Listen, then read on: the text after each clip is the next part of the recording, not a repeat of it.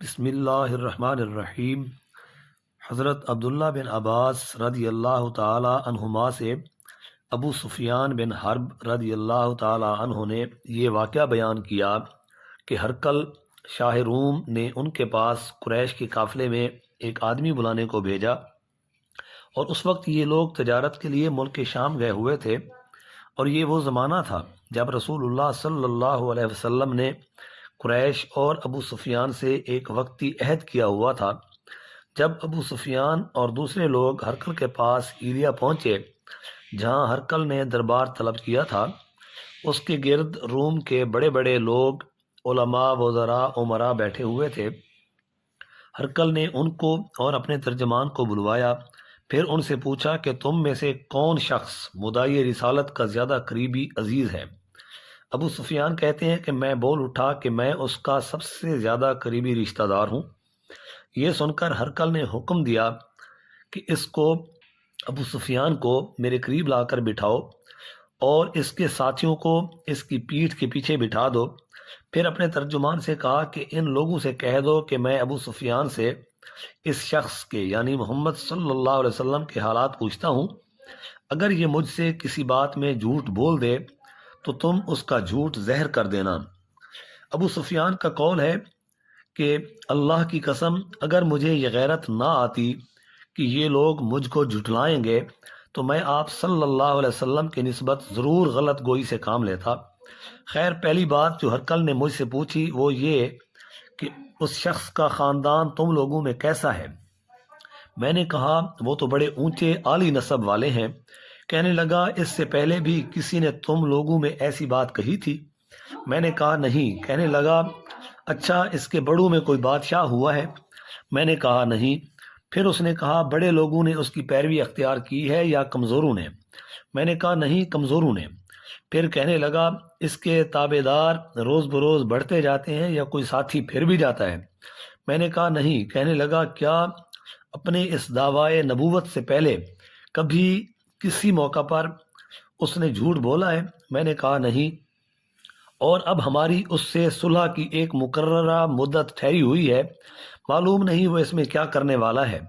ابو سفیان کہتے ہیں کہ میں اس بات کے سوا اور کوئی جھوٹ اس گفتگو میں شامل نہ کر سکا۔ ہرقل نے کہا کیا تمہاری اس سے کبھی لڑائی بھی ہوتی ہے؟ ہم نے کہا کہ ہاں۔ بولا پھر تمہاری اور اس کی جنگ کا کیا حال ہوتا ہے؟ میں نے کہا لڑائی ڈول کی طرح ہے، کبھی وہ ہم سے میدان جنگ جیت لیتے ہیں اور کبھی ہم ان سے جیت لیتے ہیں۔ ہرقل نے پوچھا وہ تمہیں کس بات کا حکم دیتا ہے؟ میں نے کہا وہ کہتا ہے کہ صرف ایک اللہ ہی کی عبادت کرو، اس کا کسی کو شریک نہ بناؤ، اور اپنے باپ دادا کی شرک کی باتیں چھوڑ دو، اور ہمیں نماز پڑھنے، سچ بولنے، پرہیزگاری اور صلہ رحمی کا حکم دیتا ہے۔ یہ سب سن کر پھر ہرقل نے اپنے ترجمان سے کہا ابو سفیان سے کہہ دے کہ میں نے تم سے اس کا نسب پوچھا تو تم نے کہا کہ وہ ہم میں عالی نسب ہے، اور پیغمبر اپنی قوم میں عالی نسب ہی بھیجے جایا کرتے ہیں۔ میں نے تم سے پوچھا کہ دعوی نبوت کی یہ بات تمہارے اندر اس سے پہلے کسی اور نے بھی کہی تھی تو تم نے جواب دیا کہ نہیں۔ تب میں نے اپنے دل میں کہا کہ اگر یہ بات اس سے پہلے کسی نے کہی ہوتی تو میں سمجھتا کہ اس شخص نے بھی اسی بات کی تقلید کی ہے جو پہلے کہی جا چکی ہے۔ میں نے تم سے پوچھا کہ اس کے بڑوں میں کوئی بادشاہ بھی گزرا ہے؟ تم نے کہا کہ نہیں۔ تو میں نے دل میں کہا کہ ان بزرگوں میں سے کوئی بادشاہ ہوا ہوگا تو کہہ دوں گا کہ وہ شخص اس بہانہ اپنے آبا و اجداد کی بادشاہت اور ان کا ملک دوبارہ حاصل کرنا چاہتا ہے۔ اور میں نے تم سے پوچھا کہ اس بات کے کہنے یعنی پیغمبر کا دعویٰ کرنے سے پہلے تم نے کبھی اس کو دروغ گوئی کا الزام لگایا ہے؟ تم نے کہا کہ نہیں۔ تو میں نے سمجھ لیا کہ جو شخص آدمیوں کے ساتھ دروغ گوئی سے بچے وہ اللہ کے بارے میں کیسے جھوٹی بات کہہ سکتا ہے۔ اور میں نے تم سے پوچھا کہ بڑے لوگ اس کے پیرو ہوتے ہیں یا کمزور آدمی؟ تم نے کہا کمزوروں نے اس کی اتباع کی ہے۔ تو دراصل یہی لوگ پیغمبروں کے متبعین ہوتے ہیں۔ اور میں نے تم سے پوچھا کہ اس کے ساتھی بڑھ رہے ہیں یا کم ہو رہے ہیں؟ تم نے کہا کہ وہ بڑھ رہے ہیں، اور ایمان کی کیفیت یہی ہوتی ہے حتیٰ کہ وہ کامل ہو جاتا ہے۔ اور میں نے تم سے پوچھا کہ آیا کوئی شخص اس کے دین سے ناخوش ہو کر مرتد بھی ہو جاتا ہے؟ تم نے کہا نہیں۔ تو ایمان کی خاصیت بھی یہی ہے جن کے دلوں میں اس کی مسرت رچ بس جائے وہ اس سے لوٹا نہیں کرتے۔ اور میں نے تم سے پوچھا کہ آیا وہ کبھی عہد شکنی کرتے ہیں؟ تم نے کہا نہیں۔ پیغمبروں کا یہی حال ہوتا ہے، وہ عہد کی خلاف ورزی نہیں کرتے۔ اور میں نے تم سے کہا کہ وہ تم سے کس چیز کے لیے کہتے ہیں؟ تم نے کہا کہ وہ ہمیں حکم دیتے ہیں کہ اللہ کی عبادت کرو، اس کے ساتھ کسی کو شریک نہ ٹھہراؤ، اور تمہیں بتوں کی پرستش سے روکتے ہیں، سچ بولنے اور پرہیزگاری کا حکم دیتے ہیں۔ لہذا اگر یہ باتیں جو تم کہہ رہے ہو سچ ہیں تو ان قریب وہ اس جگہ کا مالک ہو جائے گا کہ جہاں میرے یہ دونوں پاؤں ہیں۔ مجھے معلوم تھا کہ وہ پیغمبر آنے والا ہے، مگر مجھے یہ معلوم نہیں تھا کہ وہ تمہارے اندر ہوگا۔ اگر میں جانتا کہ اس تک پہنچ سکوں گا تو اس سے ملنے کے لیے ہر تکلیف گوارا کرتا۔ اگر میں اس کے پاس ہوتا تو اس کے پاؤں دھوتا۔ ہرقل نے رسول اللہ صلی اللہ علیہ وسلم کا وہ خط منگایا جو آپ نے وحیہ کلبی رضی اللہ عنہ کے ذریعہ حاکم بصرہ کے پاس بھیجا تھا، اور اس نے وہ ہرقل کے پاس بھیج دیا۔ پھر اس کو پڑھا تو اس میں لکھا تھا، اللہ کے نام کے ساتھ جو نہایت مہربان رحم والا ہے۔ اللہ کے بندے اور اس کے پیغمبر محمد صلی اللہ علیہ وسلم کی طرف سے یہ خط ہے شاہ روم کے لیے۔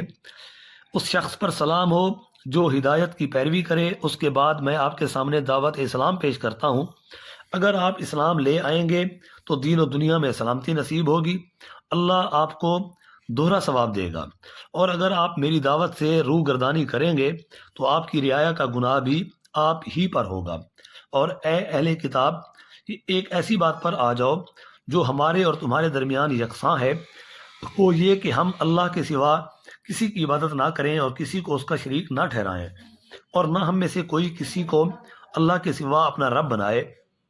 پھر اگر وہ اہل کتاب اس بات سے منہ پھیر لیں تو مسلمانوں تم ان سے کہہ دو کہ تم مانو یا نہ مانو، ہم تو ایک اللہ کے اطاعت گزار ہیں۔ ابو سفیان کہتے ہیں جب ہرقل نے جو کچھ کہنا تھا کہہ دیا اور خط پڑھ کر فارغ ہوا تو اس کے ارد گرد بہت شور و غوغا ہوا، بہت سی آوازیں اٹھیں اور ہمیں باہر نکال دیا گیا۔ تب میں نے اپنے ساتھیوں سے کہا کہ ابو کبشہ کے بیٹے نبی کریم صلی اللہ علیہ وسلم کا معاملہ تو بہت بڑھ گیا، دیکھو تو اس سے بنی اسفر روم کا بادشاہ بھی ڈرتا ہے۔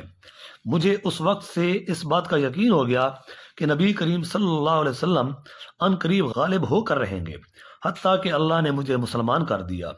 راوی کا بیان ہے کہ ابن ناطور ایلیا کا حاکم ہرقل کا مصاحب اور شام کے نصارہ کا لاٹ پادری بیان کرتا تھا کہ ہرقل جب ایلیا آیا ایک دن صبح کو پریشان اٹھا تو اس کے درباریوں نے دریافت کیا کہ آج ہم آپ کی حالت بدلی ہوئی پاتے ہیں، کیا وجہ ہے؟